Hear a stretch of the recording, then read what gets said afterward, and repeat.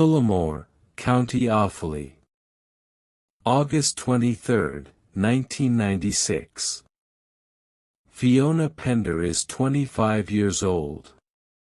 A hairdresser by trade, a part-time model by opportunity. Friends describe her as bright, social, meticulous about the small details of life. At 7 months pregnant, she is preparing for something larger. The apartment reflects the expectation of arrival. Clothes folded. Personal items placed neatly. Plans in motion. A child is coming. In recent months her family has endured grief. Fiona's brother died in a tragic accident not long before. The loss still sits heavy in the household. Yet the pregnancy offered something rare after tragedy. A continuation. A beginning. At approximately 6 in the morning, Fiona leaves her apartment. The streets of Tullamore are beginning to stir. Delivery vans move through narrow roads. Early workers head toward shops and factories. It is not a wilderness. It is not isolation. It is a living town. Fiona Pender steps outside her flat on Church Street. She is never seen again. Tullamore is not the kind of place where people disappear easily. The town sits at the center of County Offaly, a close community where faces are familiar and routines predictable. Neighbors notice movement. Conversations carry across doorsteps.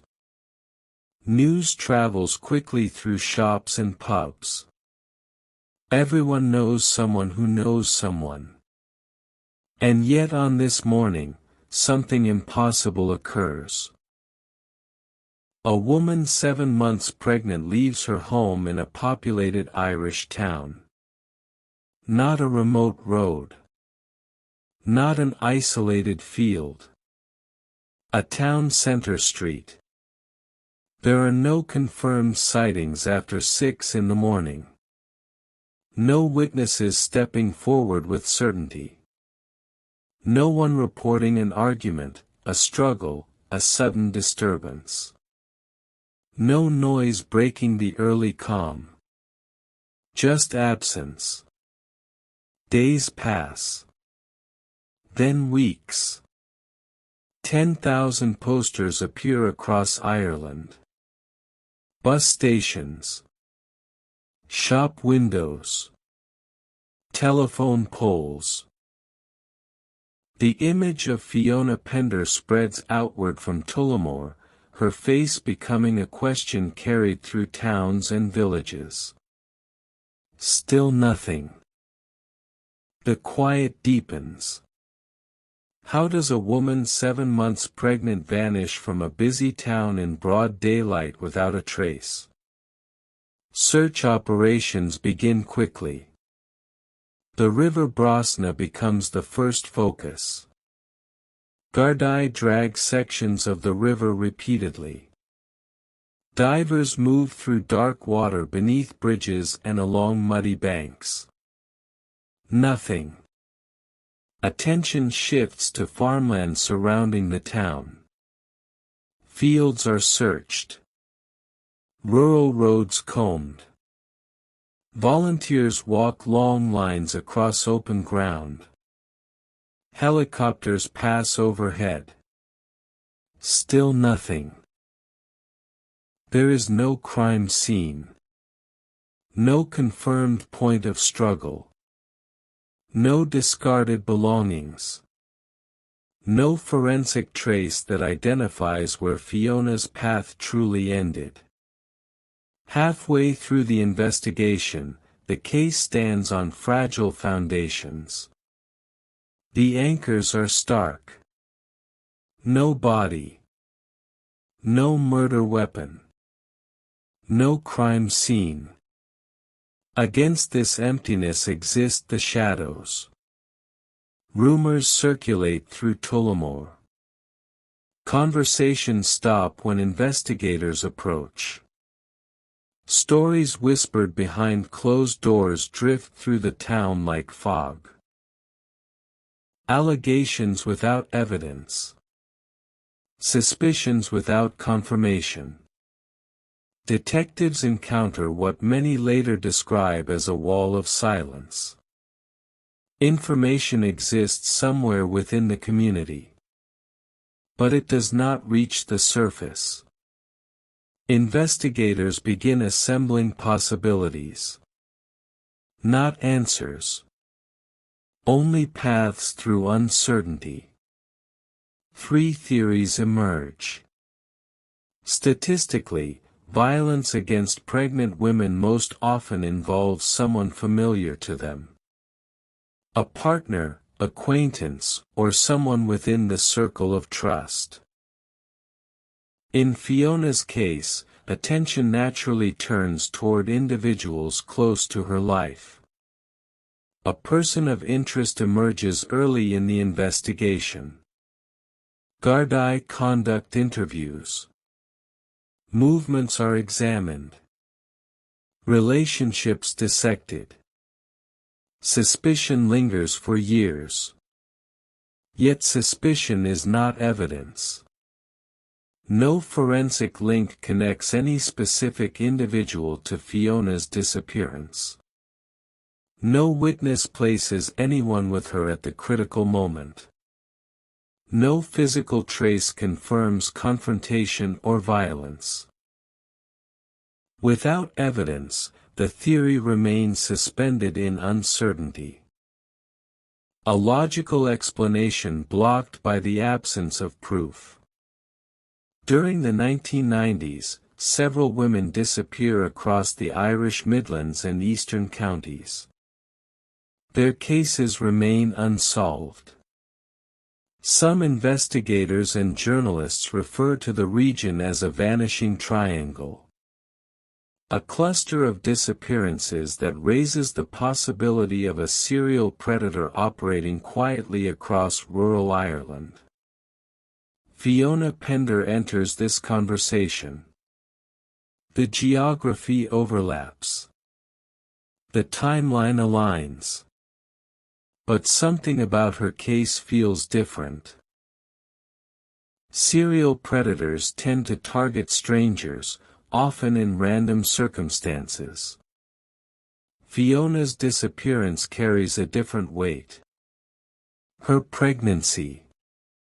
Her routine. The setting of a familiar town street. The event feels personal rather than opportunistic. The pattern does not fully fit. In 2014, nearly 2 decades after Fiona vanished, investigators received new information.